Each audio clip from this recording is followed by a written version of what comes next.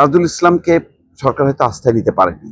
সরকারের একটা নিশ্চয়ই দৃষ্টিভঙ্গি আছে, যদিও সরকার বলেছে যে বিচারের মতন করে চলবে, কিন্তু বিচারের সাথে কি রাজনীতির কোনো সম্পর্ক নেই? যে কঠিন অবস্থান ইউনূস সরকারের বা জামাত ইসলামীর বা এনসিপি, বিএনপি কি তার সাথে একমত পোষণ করেন?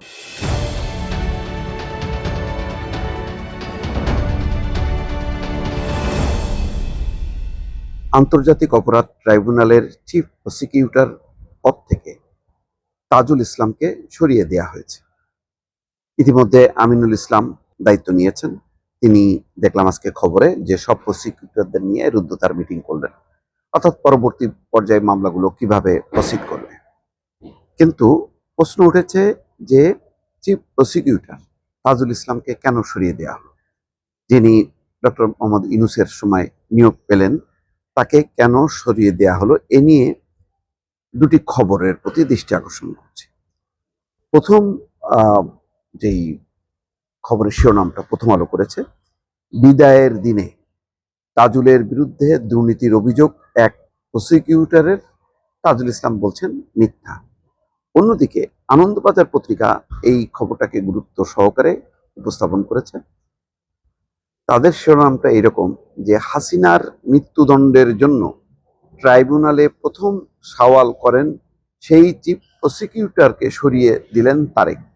অর্থাৎ তারেক সমান সরাই দিছে শেখ হাসিনার মৃত্যুদণ্ডের প্রথম যে মৃত্যুদণ্ড দেয়া হলো এবং তার যে মামলাটা পরিচালনা করলেন সরকারের পক্ষ থেকে চিফ প্রসিকিউটর আন্তর্জাতিক ট্রাইব্যুনালের পক্ষ থেকে, সেই প্রসিকিউটরকে সরিয়ে দিলেন।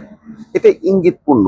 ভাবটা এরকম যে এইটা সরানোর মধ্য দিয়ে তারেক রহমানের সরকার যেন পছন্দ করেননি যে শেখ হাসিনার বিরুদ্ধে কেন এত বড় মৃত্যুদণ্ড দেওয়া হলো। এখন আলোচনা বিভিন্ন ঘুরে ফিরে বিভিন্ন গণমাধ্যম বা সোশ্যাল মিডিয়াতে দেখা যাচ্ছে যে আলোচনা আসছে এইরকম, যেহেতু চিফ প্রসিকিউটর তাজুল ইসলামের ব্যাপারে সরকারের একটা অবজারভেশন আছে,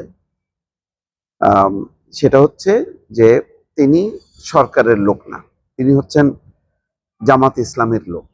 যদিও তাজুল ইসলাম যখন চিফ প্রসিকিউটরের পদে নিযুক্ত হন তার আগে তিনি এবি পার্টিতে যুক্ত ছিলেন এবং এবি পার্টি থেকে তিনি পদত্যাগ করেন। কিন্তু ওই যে ঘুরে ফিরে যেটা হয় যে এবি পার্টি কেউ কেউ বলার চেষ্টা করেন যে এটা জামাতের বি টিম, অনেক রকমের তাদের দল সংগঠন আছে, তার মধ্যে এবি পার্টিও অন্যতম। এবি পার্টির জন্ম জামাত ইসলাম থেকে হলেও তারা বলেছে যে তারা ইসলাম ধারার রাজনীতি করবে না, তারা গণতান্ত্রিক ধারায় রাজনীতি করবে। যাই হোক, এই আলোচনা তর্ক বিতর্ক অন্যরকম। কিন্তু তাজুল ইসলাম বিএনপির লোক নন, এইটা হয়তো সরকার ভালোভাবে মাথায় নিয়েছে। আরেকটা কথা হলো যে সরকার মামলাগুলোকে কিভাবে পরিচালনা করবে। এই যে গণহত্যার দায়ে বহু মন্ত্রী, আওয়ামী লীগের মন্ত্রী, এমপি, নেতা, শেখ হাসিনা নিজে, তার সহযোগীরা যুক্ত, এমনকি সামরিক বাহিনীর শীর্ষ কর্মকর্তারাও গুম খুনের দায়ে অভিযুক্ত, তাদেরও বিচার চলছে। তাজুল ইসলামকে সরকার হয়তো আস্থায় নিতে পারেনি। সরকারের একটা নিশ্চয়ই দৃষ্টিভঙ্গি আছে, যদিও সরকার বলেছে যে বিচারের মতন করে চলবে, কিন্তু বিচারের সাথে কি রাজনীতির কোনো সম্পর্ক নেই? যে কঠিন অবস্থান ইউনূস সরকারের বা জামাত ইসলামীর বা এনসিপি, বিএনপি কি তার সাথে একমত পোষণ করেন? একমত পোষণ করেন না সম্ভবত। এটা একটা আলোচনা বাজারে, আমি আমার নিজের মত বলছি না।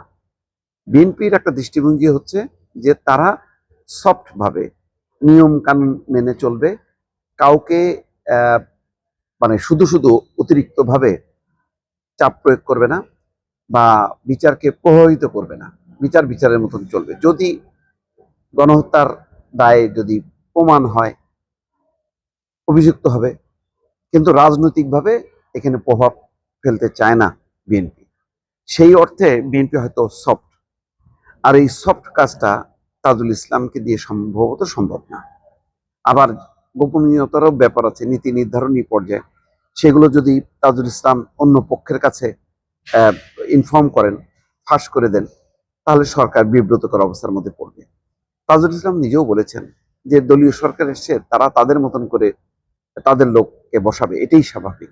তার মানে এটাই আসলে চলে। আমরা যতই আইন আদালত বলি না কেন যে বিচার বিভাগ, আইন, এগুলো ফ্রি, এগুলি আহ, কোনো রাজনৈতিক প্রভাবে চলবে না, কিন্তু আসলে একটা অবশ্যই রাজনৈতিক দৃষ্টিভঙ্গি তো আছেই, এবং সেটা ইমপ্লিমেন্ট করা হবে। এমনকি দেখেন অন্তর্বর্তী সরকার, তারাও রাজনৈতিক দৃষ্টিভঙ্গিতে পরিচালিত হয়েছে।